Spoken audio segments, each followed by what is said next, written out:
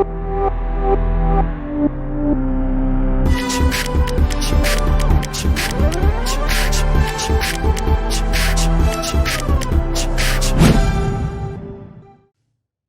दोस्तों, तो अगले क्वेश्चन की ओर बढ़ते हैं। लेट्स सी क्या है। यहां पर ये बोला हुआ है, जो मेरे पास एक पुली है और वो वाले पुली के एक तरफ है एक लैडर, एक तरफ है एक ladder, right, like this. Ladder पे एक बंदा जो है वो यहां पर ऐसे खड़ा है, बंदे का मास है स्मॉल एम, और इस तरफ जो है यहां पर एक कैपिटल एम का, this is the counter wait. Okay, now counter weight का मतलब क्या होता है, जो अगर मान लो ये लैडर और मास मैन दोनों चुपचाप खड़ा है, तो इन दैट केस ये सिस्टम जो है वो हमारा एक्सीलरेट नहीं करेगा। तो मेरे ख्याल से ये वाले इंफॉर्मेशन से एक चीज तो क्लियरली एविडेंट है, जो मास ऑफ लैडर है, जो मास ऑफ लैडर है that is equals to capital M minus small M. Counter weight का मतलब यह है जो दोनों तरफ मास जो है वो हमारा इक्वल होना चाहिए, यानी सिस्टम जो है वो हमारा एक्सीलरेट नहीं करना चाहिए। ठीक है, अब जो बंदा है, man works up the ladder, man works up the ladder slowly by L1 relative to ladder, ladder के रिस्पेक्ट में वो L1 डिस्टेंस ऊपर चला जाता है। तो find the displacement of centre of मास। मेरा जो सिस्टम का सेंटर ऑफ मास है वो कितने से डिस्प्लेस करेगा। अच्छा, ऑब्वियसली बात है यहां पर वर्टिकल डायरेक्शन पे ही mg लग रहा है, तो y डायरेक्शन में सेंटर ऑफ मास का लोकेशन डेफिनेटली हमारा कंजर्व नहीं होगा। अच्छा, ऑब्वियसली बात है बंदा जो है वो अगर ऊपर की तरफ L1 से जाता है, तो मान लो जो लैडर है वो हमारा L2 से नीचे आता है, राइट। तो मान लो ladder comes down by L2, ladder जो है वो हमारा नीचे आता है by an amount of L2। ठीक है, अच्छा, लैडर अगर L2 से नीचे आएगा तो काउंटर वेट जो है वो हमारा ऊपर की तरफ जाएगा bye an amount of L2, वरना धागा तो टूट जाएगा। तो capital M moves up bye L2 और स्मॉल m जो है वो with respect to ladder L1 से ऊपर जाता है, बट लैडर खुद नीचे आता है by an amount of L2। तो ऑब्वियसली बात है man with respect to ground moves up by L1 minus L2।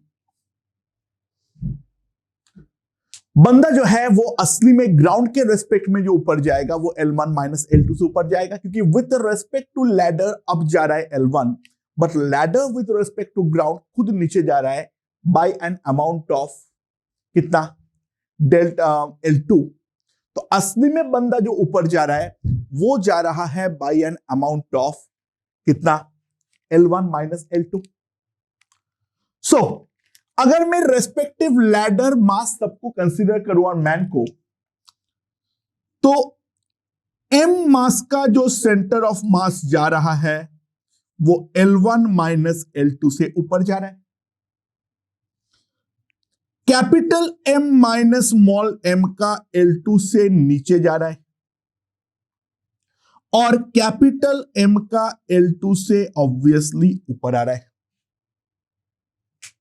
तो ये वाले को मैं बोल देता हूं डेल्टा y1, ये वाले को मैं बोल देता हूं डेल्टा y2 और ये वाले को मैं बोल देता हूं डेल्टा y3। ये मेरा डेल्टा y1, डेल्टा y2 और डेल्टा y3 है। तो सिंपली मैं डेल्टा ycm क्या लिख सकता हूं? Delta ycm will be equals to, मैं अपवर्ड को पॉजिटिव मान ले रहा हूं, ठीक है, कुछ तो मानना पड़ेगा। तो small m into L1 minus L2 plus capital M minus small m into minus L2, ठीक है, plus capital M into L2 whole divided by the total mass, that is equal to 2m। ये मेरा y of the centre of mass का total displacement होने वाला है। So that will be equals to mL1 minus mL2 minus capital mL2 plus small mL2 plus capital mL2 whole divided bye 2m। And now, if I see, this is gone, and this is also gone. So delta ycm will be equals to mL1 divided by 2m. तो इतने से मेरा centre of मास जो है वो मेरा upward direction में जाने वाला है। ऑब्वियसली यहां पर सेंटर ऑफ मास का लोकेशन कंजर्व नहीं होने वाला था, तो अगर सेंटर ऑफ मास का लोकेशन कंजर्व नहीं हो रहा है तो इन जनरल एक क्वेश्चन हमने यहां पर देख लिए, तो सेंटर ऑफ मास मेरा कितने से ऊपर जाने वाले हैं। ओके ओके दोस्तों, आगे बढ़ते हैं। क्या है, मान लो मेरे पास एक फिक्स्ड वेज है, एक काफी आसान क्वेश्चन है, ठीक है, ये वाला एंगल है 53 डिग्री और ये वाला एंगल है 37 डिग्री। ये मेरा फिक्स्ड वेज है। नाउ यहां पर एक ब्लॉक है ऑफ मास m और यहां पर एक ब्लॉक है ऑफ मास 2m, ठीक है, दोनों हमारा स्मूथ है। This one is also smooth, this one is also smooth।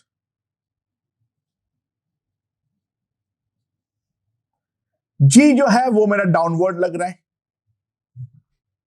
ठीक है। अच्छा तुम लोग ये वाला डायरेक्शन को J कैप ले लेना और ये वाला डायरेक्शन को I कैप ले लेना। तो सवाल ये है, find the acceleration of center of mass, find the acceleration of the center of mass, ठीक है। कौन से सिस्टम का, ये वाला तो मूवी नहीं कर रहा है। सेंटर ऑफ मास सिस्टम है मेरा of capital M plus 2m system. Okay, so obviously बात है, स्मूथ है, सब कुछ है, तो इसका जो एक्सीलरेशन होगा that will B G sin 53, that will B G sin 53। Now G sin 53 is 4/5, ठीक है, तो इस डायरेक्शन में इसका एक्सीलरेशन हो जाएगा 8 और इसका एक्सीलरेशन इस तरफ होगा G sin 37, sin 37 इज 3/5, तो इसका एक्सीलरेशन जो हो जाएगा वो होगा इस डायरेक्शन में 6। Now, if I resolve it into two components, तो ये 8 का 2 कंपोनेंट है, एक वर्टिकल और दूसरा horizontal. This is 53, so this is also 53, right. तो ये अगर हमारा 53 है तो अगेन ये cos 53 आएगा। cos 53 इज 3/5, तो इस तरफ है 24/5, और ये हो जाएगा sin 53, ये हो जाएगा मेरे पास 4/5, तो ये 8 है 4/5, दैट इज 32/5, राइट। तो कैपिटल M का जो एक्सीलरेशन है a1 vector, that can be written as -24/5 I cap plus 32/5 into J cap, right. और सिमिलरली मैं ये वाला 6 को भी 2 कंपोनेंट पर रिजॉल्व कर लूं, दिस एंगल इज 37, तो it will be 6 cos 37। Now 6 cos 37 is 4/5, तो ये वाला हो जाएगा 24/5, और ये हो जाएगा 6 sin 37 इज 3/5, यानी इस डायरेक्शन में एक्सीलरेशन आएगा 18/5। सो ये वाला जो 2m वाला मास है, इसका a2 वेक्टर क्या आएगा, 24/5 I cap plus 18/5 into J cap। So net acceleration जो होगा a vector m a1 vector plus 2m a2 vector divided by 3m, and that can be mm काट दो, that can be simply written as a1 vector plus 2a2 vector by 3. So 1/3 a1 vector 24/5 I cap plus 2a2 vector में पहले I cap वाले terms लिख लेता हूं, 48/5 I cap plus 32/5 J cap plus 36/5 J cap। तो ये मेरे पास कितना हो जाएगा, नेट हो जाएगा 24/5 I cap, उसका 1/3 यानी 8/5 I cap, और 32 प्लस 36 मेक्स इट 68, तो plus 68/15 into J cap. That will give me the acceleration of the center of mass. ठीक है, काफी आसान क्वेश्चन है, बेसिक क्वेश्चन है, ठीक है। बस एक बार वेज वाले को इंट्रोड्यूस किया मैंने, तो अगला एक वेज क्वेश्चन और देखो इसके थ्रू। क्या है मेरे पास,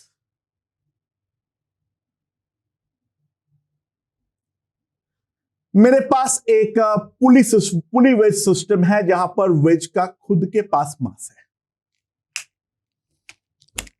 नाउ यहां पर एक मास m अटैच्ड है,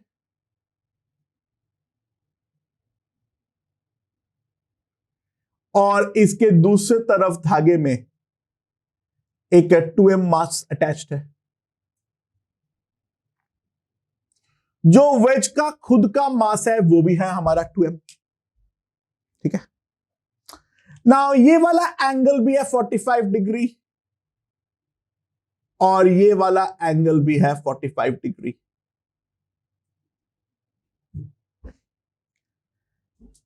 The right wedge, sorry, the right block moves down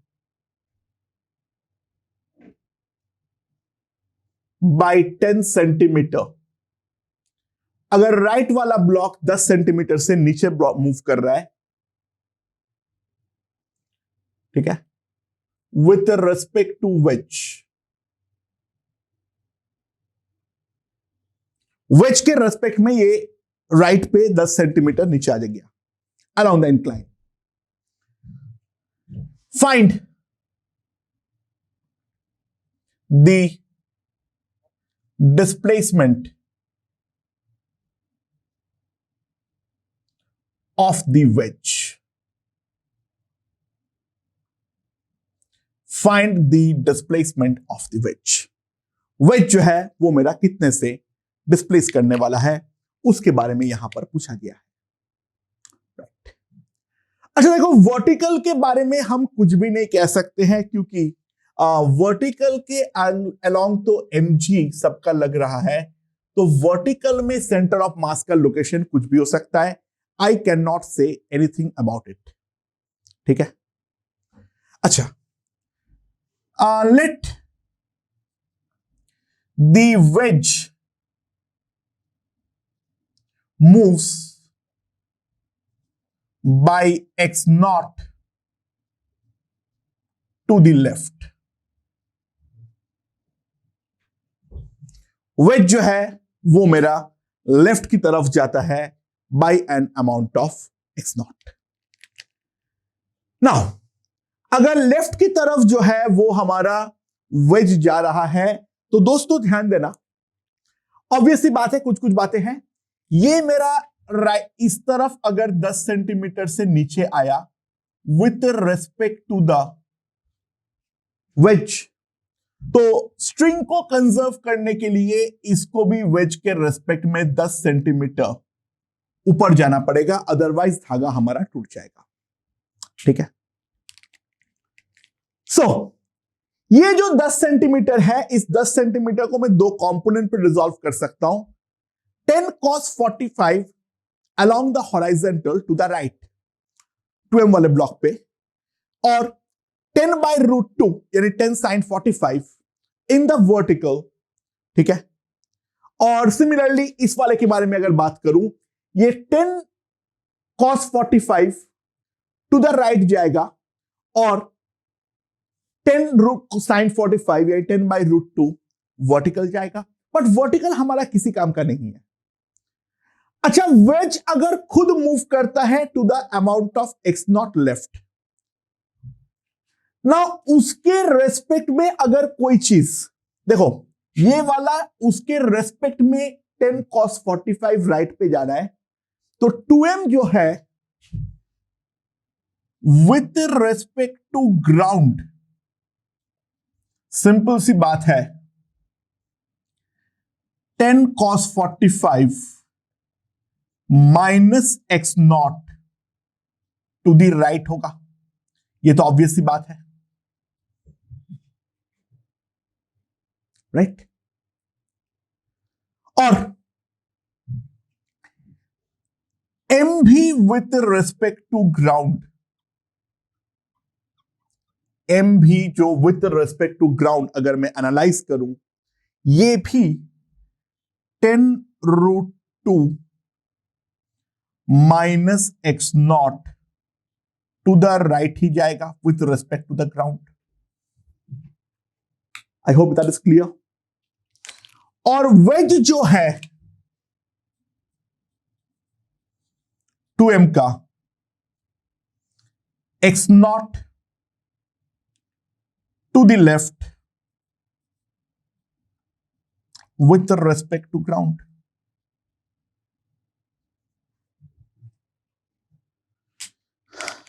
हाँ कि ना.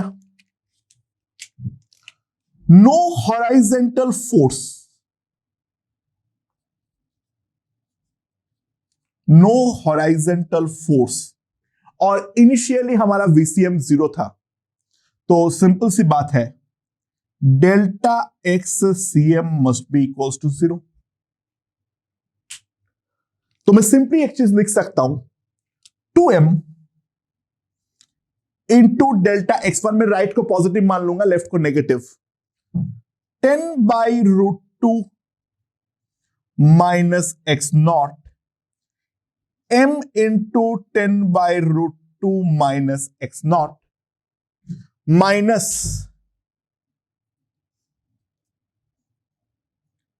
2m into x naught that must be equals to 0. नीचे डिवाइडेड बाय 5m नहीं किया, क्या फर्क पड़ता है, कर दो नहीं कर दो, क्रॉस मल्टीप्लाई होके 0 हो ही जाएगा. And so now m gets cut. सो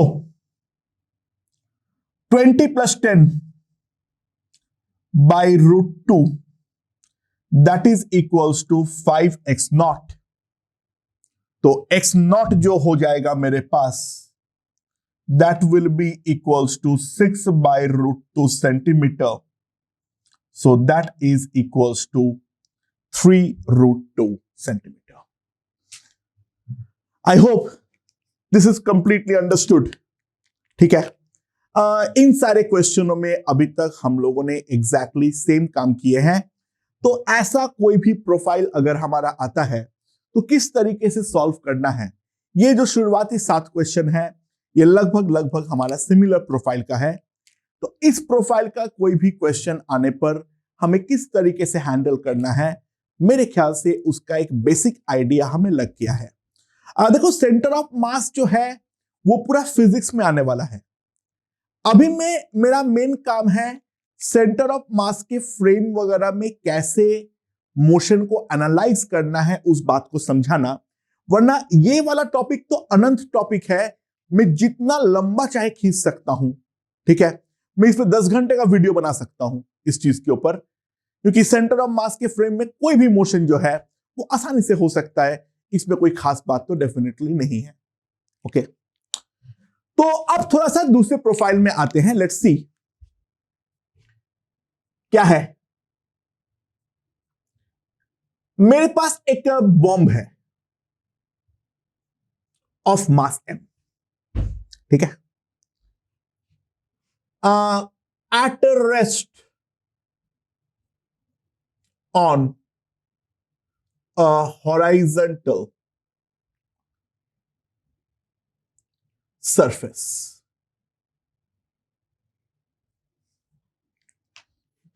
अब ये एक्सप्लोड करता है. ठीक है, अब ये एक्सप्लोड करता है और एक्सप्लोड करने पर ये 3 टुकड़े में डिवाइड होता है. ये एक्स एक्सिस है, ये वाई एक्सिस है मान लो. तो जो पहला टुकड़ा है वो इस तरफ जाता है v1 से, इसका मास है m/4. और दूसरा टुकड़ा जिसका मास भी है m/4, ये भी हमारा v2 से इस तरफ जाता है, एक्स एक्सिस के. तो जो तीसरा टुकड़ा है m/2, ये जो तीसरा टुकड़ा है ये m/2 है, वो कुछ इस तरीके से जा रहा है. कैसे जा रहा है आई डोंट नो. ठीक है, नाउ सवाल ये है, find the energy of explosion. ये वाले एक्सप्लोजन में टोटल कितना एनर्जी बाहर निकला है उसको हमें ढूंढ के निकालना है. अच्छा, ऑब्वियस सी बात है, एक बात समझो, centre of mass initially stationary है, कोई एफ एक्सटर्नल नहीं है. So F external equals to 0, यानी VCM जो होगा इनिशियली, क्योंकि स्टेशनरी था, यानी डेल्टा VCM 0 है बट इनिशियली स्टेशनरी है, तो बात में भी जो सेंटर ऑफ मास होगा वो डेफिनेटली हमारा स्टेशनरी ही होने वाला है. सो सिंपल सी बात है, अगर मैं इसका वेलोसिटी को लिखता हूं, इस डायरेक्शन में है v2 डैश, इस डायरेक्शन में है v1 डैश. सो ध्यान देना, हॉराइजेंटल डायरेक्शन के बारे में अगर मैं बात करूं तो m/4 into v2 minus m/2 into v1 that must be equals to 0. ठीक है, सॉरी V1 बोल रहा हूं, V2 डैश। हॉराइजेंटल का VCM को 0 करते हुए, डिवाइडेड बाय नहीं लिखा मैंने, कोई फर्क नहीं पड़ता है, 0 के साथ इक्वेट करने में क्या फर्क पड़ता है। सो M is gone, so V2 dash will be simply V2 by 2. Okay, and then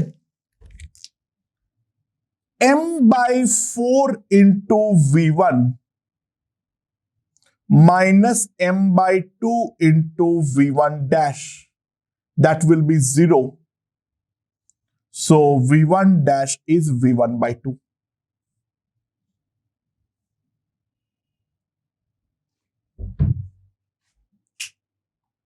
Right.